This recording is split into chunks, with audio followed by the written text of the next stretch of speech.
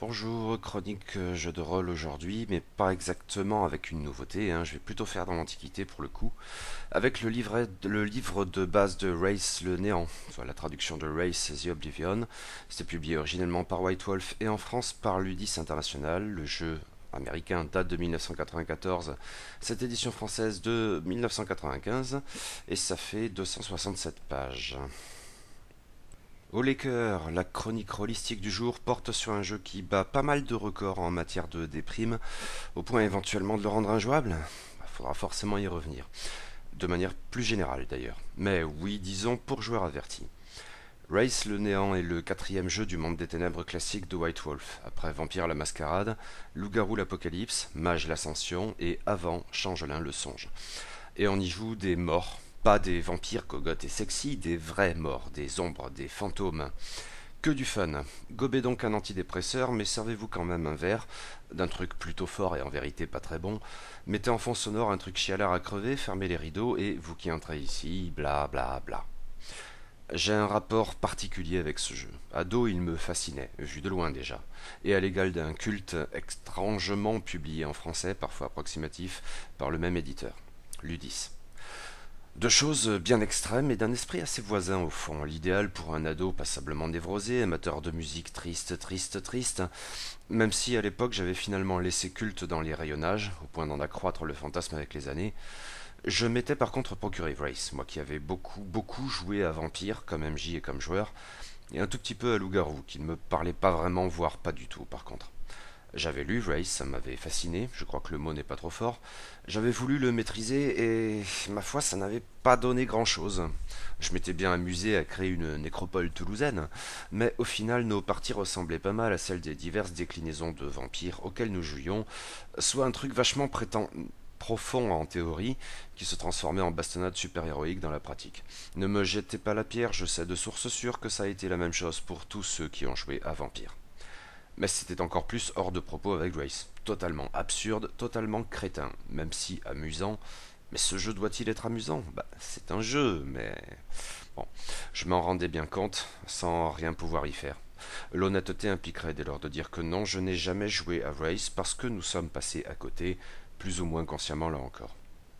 Mais le jeu me fascinait, oui, dans son principe inaccessible, au point où je me suis procuré avec les années la quasi-totalité de la gamme associée, dont la relative abondance m'a surpris, pour un jeu qui a, dit-on, beaucoup moins marché que tous ses cousins de l'art du conteur Copyright, sans jamais la lire. J'ai eu envie d'y remédier, pas forcément dans l'optique d'y jouer, même si ça n'est pas totalement exclu non plus. C'est essentiellement de la curiosité à satisfaire au niveau des concepts, disons, et avec sans doute une certaine dose de masochisme pervers. Tous les dépressifs connaissent ça, ou beaucoup d'entre eux nous. À mains égards, Race reprend certains poncifs des jeux de l'art du conteur, copyright, dont outre le système, le côté c'est l'apocalypse moins 2 secondes, etc. En même temps, il s'en éloigne utilement à plusieurs titres, même en usant d'expédients en apparence fort proches. Ainsi de ces 13 arcanos, bon, j'aurais envie d'écrire arcanoi, ça m'écocherait quand même un tout petit peu moins l'oreille, qui évoque à vue de nez les disciplines vampiriques, etc., à ceci près que les clans, tribus, etc., ne sont en fait pas de rigueur ici. Les guildes anciennes sont supposées ne plus exister depuis longtemps et ne plus jouer aucun rôle dans l'organisation du royaume des ombres. Par ailleurs, si les grandes factions qui régissent concrètement cette organisation peuvent, vues de très loin, évoquer la Camarilla, les anarques et le sabbat, dans les faits cette assimilation ne tient pas très longtemps ou pas totalement, c'est encore autre chose. Ce n'est pas si anodin que c'en a l'air car c'est un des moyens de mettre l'accent sur le personnage et sa singularité en lui refusant des moules tout près. J'y reviendrai, c'est en fait un point essentiel. Mais il nous faut y ajouter une autre différence cruciale. À proprement parler, Race ne se déroule pas dans le monde des ténèbres, entendre par là sur Terre, mais pour l'essentiel dans une sorte de monde parallèle superposé au monde des vivants et en même temps séparé de lui par ce qu'on appelle le voile.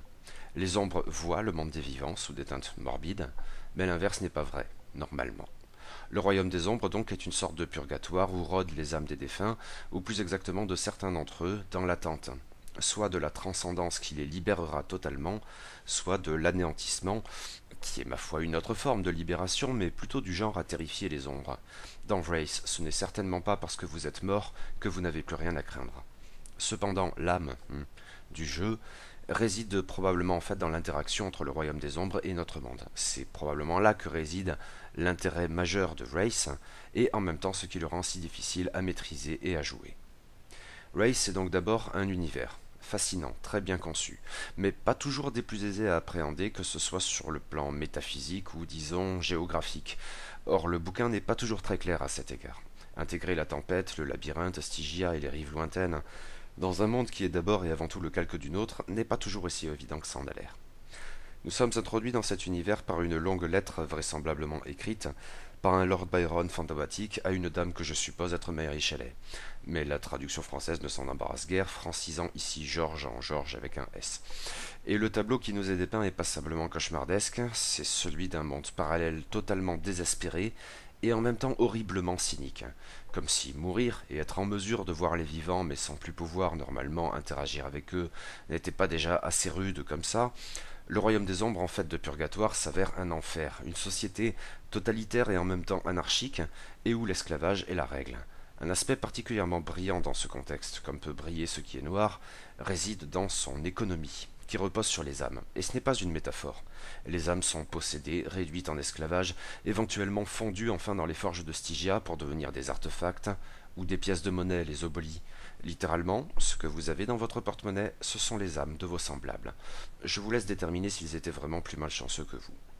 Ce qui est certain, c'est que la révolution industrielle et le capitalisme dominant ont affecté le royaume des ombres comme notre monde, et les âmes étant une richesse, les ombres les plus cyniques n'ont pas manqué, de capitaliser sur la mort, littéralement là encore. Un jeu du monde des ténèbres ne serait sans doute pas complet sans une dose de haute politique et de factions qui s'entredéchirent.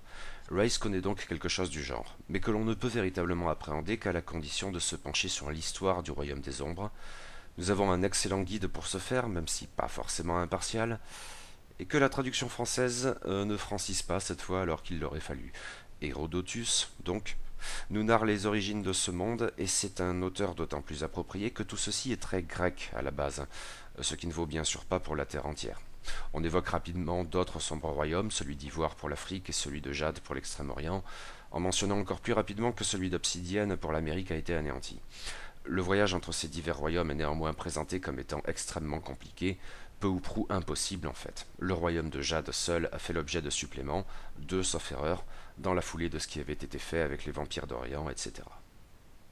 La personnalité clé ici est un certain Caron, et si l'histoire du nocher originel, toujours dans le jeu de miroir habituel du monde des ténèbres, n'est pas sans évoquer celle de Caïn pour les vampires, etc., elle est à mon sens beaucoup plus intéressante car elle constitue une belle illustration du triste phénomène voulant que les héros les plus vertueux et les plus altruistes, dès lors qu'on leur confie le pouvoir, deviennent systématiquement d'odieux tyrans.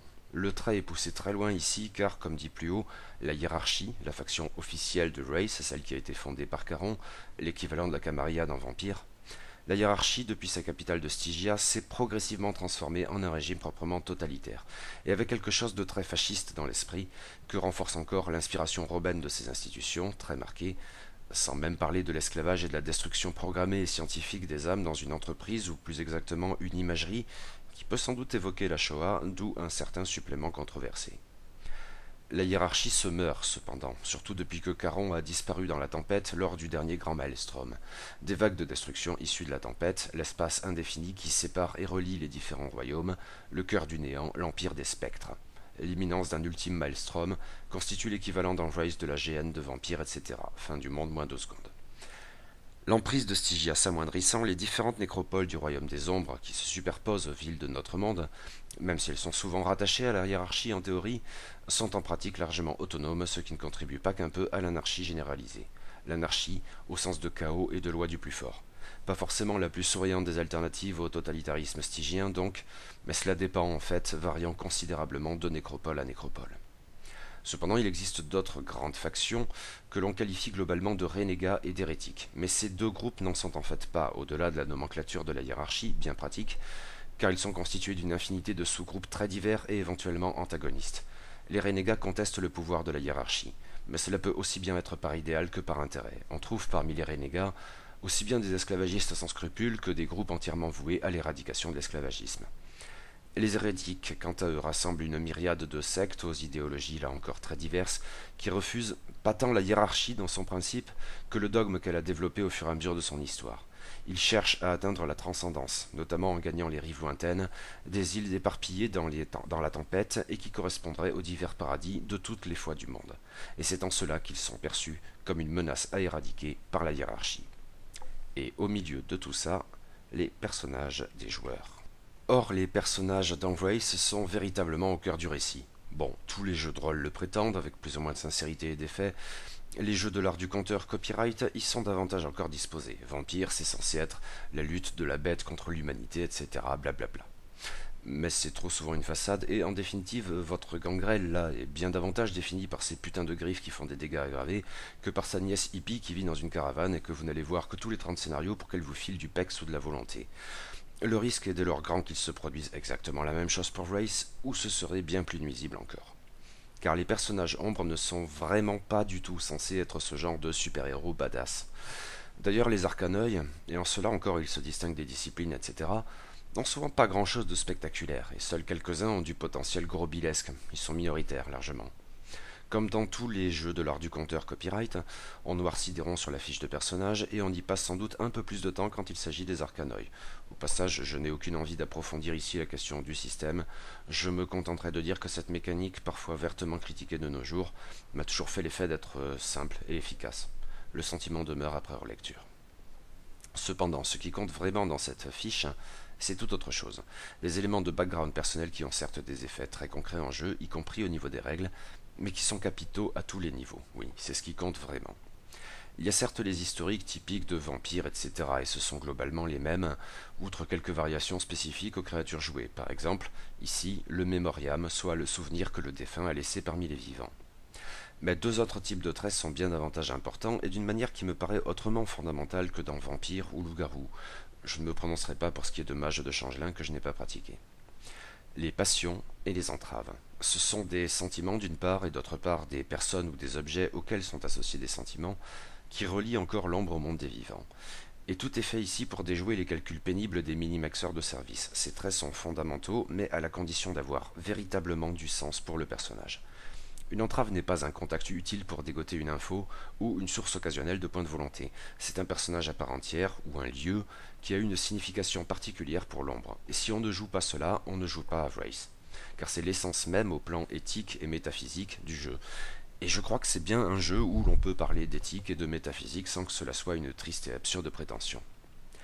Le lien avec les entraves ainsi que les passions sont les premiers éléments de définition des personnages ombres.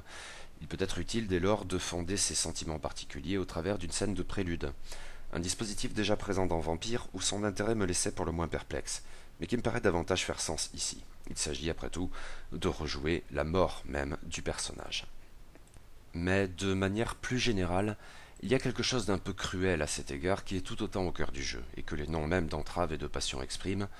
Elles relient le personnage au monde des vivants, c'est entendu, mais on peut le dire autrement, elles sont les obstacles à la transcendance du personnage.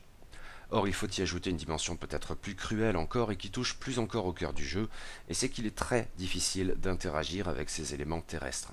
Les ombres vivent dans un monde superposé au nôtre, mais en principe, elles ne peuvent pas interagir avec ce qui se trouve au-delà du voile. Et selon la hiérarchie, elles ne le doivent pas, en outre. Les ombres voient parfaitement le monde des vivants, mais les vivants normalement ne les voient pas. Et c'est une expérience qui doit être frustrante, et même déprimante.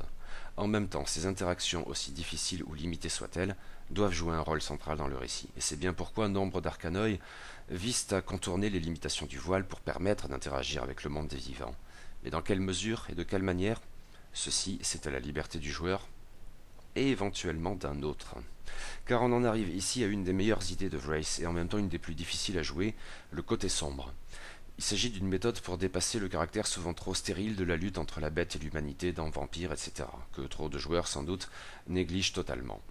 Lorsque l'on crée un personnage dans Vrace, le conteur, en théorie, mais il peut laisser aussi le joueur en décider ou un autre joueur, crée en même temps son côté sombre, donc c'est l'autre facette de la personnalité du personnage, la part de lui qui recherche l'anéantissement dans la tempête, c'est le Mr. Hyde et bien plus encore.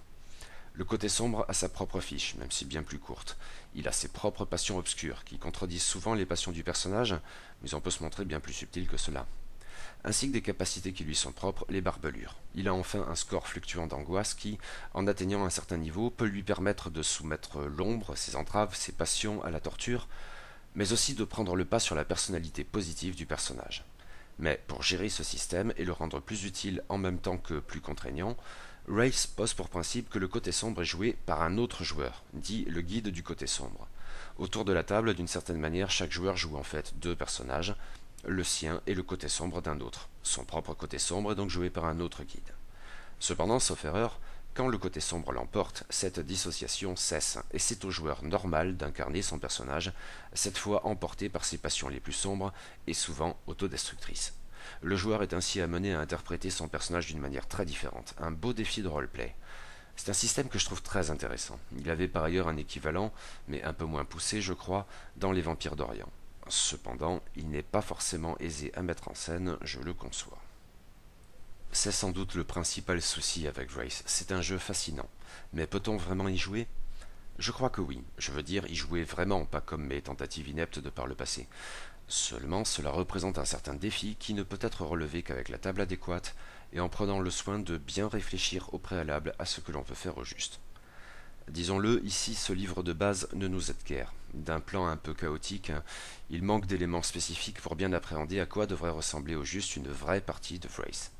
On s'en rapproche exceptionnellement dans quelques exemples, surtout ceux touchant aux passions et aux entraves, ceux liés à certains seulement des arcanoi également. C'est déjà plus flou en ce qui concerne le côté obscur, un des éléments les plus complexes du jeu pourtant. En toute fin d'ouvrage, il y a bien comme un mini-cadre, Little Five Points, un quartier d'Atlanta. La ville entière a ultérieurement fait l'objet d'un supplément, Necropolis Atlanta, soit l'équivalent de Chicago by Night, etc. pour Vampire. À ceci près que je n'ai pas l'impression qu'il existe pour Wraith d'autres suppléments de cet ordre. Dans ce contexte, il y a quelques pistes intéressantes, mais l'absence de tout scénario d'introduction, pour le coup, se fait cruellement sentir. Or, on ne peut ou ne doit sans doute pas jouer n'importe quoi à Wraith. Même si la plus ou moins haute politique peut être de la partie, comme toujours, on est manipulé.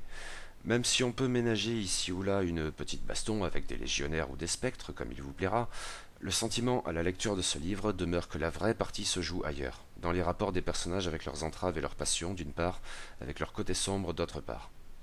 Mais c'est ici que les éléments manquent pour s'en faire véritablement une idée, matériellement, disons. Et cela peut avoir une autre conséquence. Les ombres des différents joueurs sont supposées constituer un groupe appelé cercle, équivalent de la coterie, etc. Mais un véritable scénario commun peut-il vraiment progresser si les joueurs sont si souvent appelés à l'introspection et aux entreprises toutes personnelles? C'est sans doute faisable, je veux le croire, mais oui, cela implique de bien réfléchir à ce que l'on compte faire. Ce qui est en même temps un défi intéressant pour toute la table. En toile de fond, le cantor fait son trône de fer fantomatique, mais tel joueur se lance dans une romance à la Ghost, tel autre enquête sur les circonstances de sa mort, encore un autre voit dans son décès un commencement plutôt qu'une fin, par exemple en matière d'activisme religieux, etc. Je m'en tiens des clichés ici parce que c'est plus parlant, mais il y a beaucoup de choses à faire, notamment dans l'optique du drama, le risque étant que la cohérence au niveau du cercle en prenne un coup au passage. Bien sûr, il y a un autre risque, Wraith est un jeu extrêmement sombre, et l'expérience qu'il propose ne sera pas du goût de tous. Tout le monde n'aime pas réfléchir à là ou sa mort, et le royaume des ombres est véritablement cauchemardesque. D'aucuns pourraient même trouver cela de mauvais goût, je suppose, à ces deux égards, même si ce n'est certainement pas mon cas. Mais oui, c'est à prendre en compte. Une partie de Wraith, ce n'est pas, idéalement toujours, l'exploration d'un donjon de base. Ce n'est pas fun comme un jeu d'aventure lambda, et c'est bien plus glauque que le Cthulhu typique ou probablement tout autre jeu du monde des ténèbres. Tous ces risques doivent être pris en compte. Mais je crois que ça en vaut la chandelle, et que Wraith, dans son principe, est trop fascinant pour qu'on refuse d'envisager cette expérience.